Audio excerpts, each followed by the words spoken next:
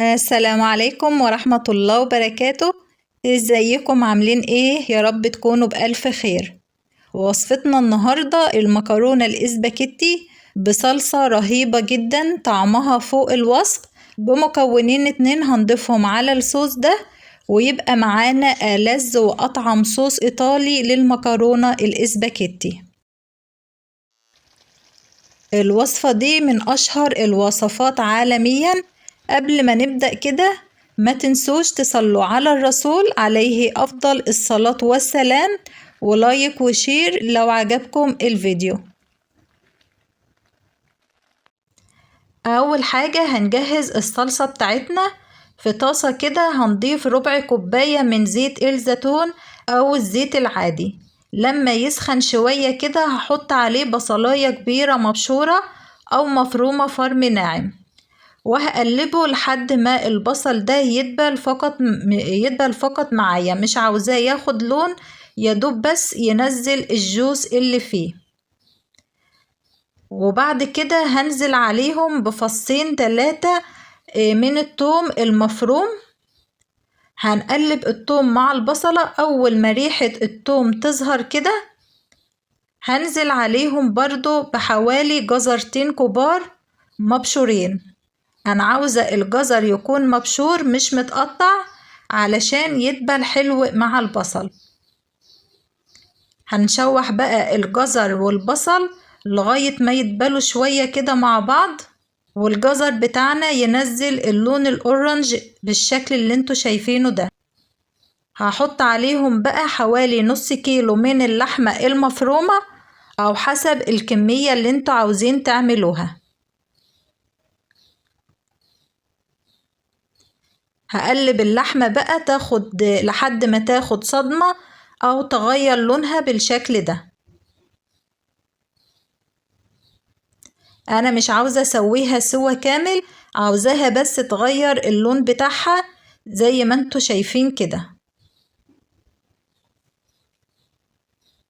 هبتدي بقى أحط البهارات، وهي معلقة صغيرة من الملح، وهنحط برضو ربع معلقة صغيرة من الفلفل الأسمر، وربع معلقة صغيرة من الزعتر البري أو الريجاني. هنقلب البهارات حلو جدا مع البصل واللحمة والجزر لغاية كده ما يندمجوا ويدخلوا مع بعض. هنزود عليهم معلقتين كبار من معجون صلصة الطماطم اللي هو المعجون المركز. لو انتوا حسيتوا ان لونها فاتح معاكم تقدروا تزودوا كمان معلقة.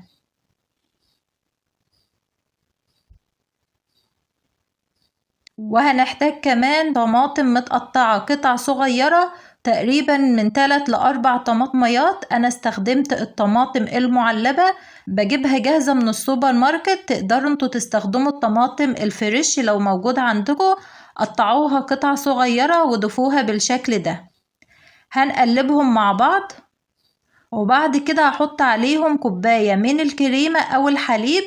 أنا هنا حاطة كوباية من الحليب عادي، وده عشان يعادل شوية من حموضة الصلصة اللي احنا حطناها. هنقلبهم حلو مع بعض، وزي ما قلت لكم لو انتوا حسيتوا ان لونها فاتح معاكم تقدروا تزودوا معلقة من الصلصة. بعد كده بزود عليهم معلقة كبيرة من الخل الأبيض، وده بديل الخمور في الوصفة دي. الوصفة دي بيستخدموا فيها الخمور، فاحنا هنستبدله بالخل الأبيض، وبكده احنا هنا استبدلنا الحليب بالكريمة والخل الأبيض بديل الخمور، وعملنا مع بعض ألذ صلصة بولونيز، ودي من أشهر الوصفات عالميا. هنسيبها بقى تتسبك مع بعض، وفي الوقت ده هنسلق المكرونة بتاعتنا في حلة كده فيها مية بتغلي. هنزود فيها معلقة كبيرة من الملح، وهننزل بكمية المكرونة، ويفضل في الوصفة دي المكرونة الاسباجيتي.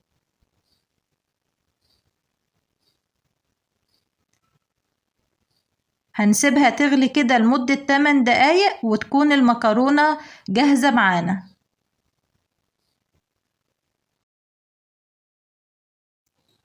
لو حسيتوا ان الصوص تقل بنزود من مية سلق المكرونة كبشة او 2، ولو هو فاتح تقدروا تزودوا معلقة من الصلصة. وبكده صلصة البولونيز تكون جاهزة معانا.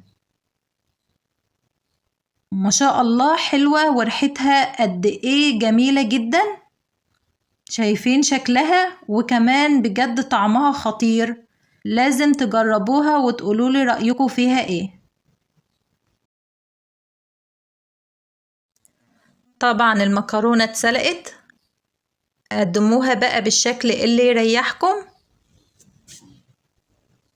بجد ألذ وأطعم صلصة بولونيز ممكن تعملوها زي اللي بتتقدم في المطاعم برا وأحسن كمان.